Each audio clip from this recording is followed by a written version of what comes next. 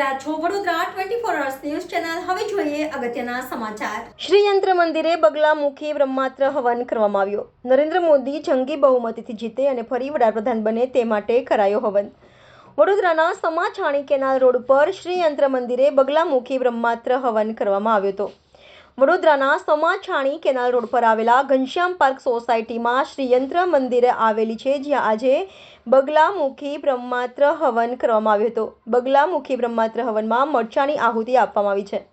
આ હવનમાં મોટી સંખ્યામાં લોકો જોડાયા હતા. બગલામુખી બ્રહ્માસ્ત્ર હવન દેશની અંદર મોટા ફેરફારને લઈને કરવામાં આવતો હોવાનું સંતે જણાવ્યું હતું અને આ હવન ક્યારે ફેલ થઈ જતો નથી. સંતે અબકી બાર 400 પાર નરેન્દ્ર મોદી જંગી બહુમતીથી જીતે અને ફરી વડાપ્રધાન બને તે માટે હવન કરવામાં આવ્યો હોવાનું જણાવ્યું હતું. આ છે બગલામુખી બ્રહ્માસ્ત્ર હવન. 10 મહાવિદ્યા છે: કાલિકા, તારા, છિન્નમસ્તા, ધુમાવતી, માતંગી, ભૈરવી, કમલા, લલિતા, ત્રિપુર સુંદરી, ભુવનેશ્વરી અને બગલામુખી.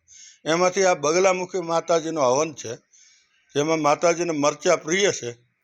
મરચાની આહુતિ આપવામાં આવે અને દેશની અંદર જ્યારે મોટો ફેરફાર કરવો હોય ત્યારે આને બ્રહ્માસ્ત્ર યજ્ઞ કહેવામાં આવે.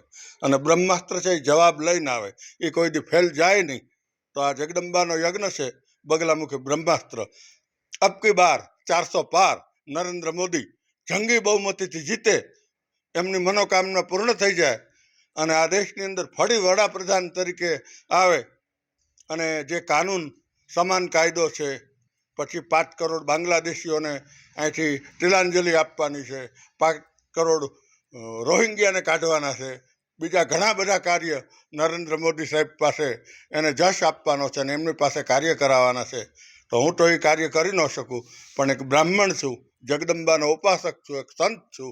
તો નરેન્દ્ર મોદી જંગી બહુમતીથી વિજયી થાય એટલા માટે થઈ અને આ ઉદ્દેશ મરચાનો હવન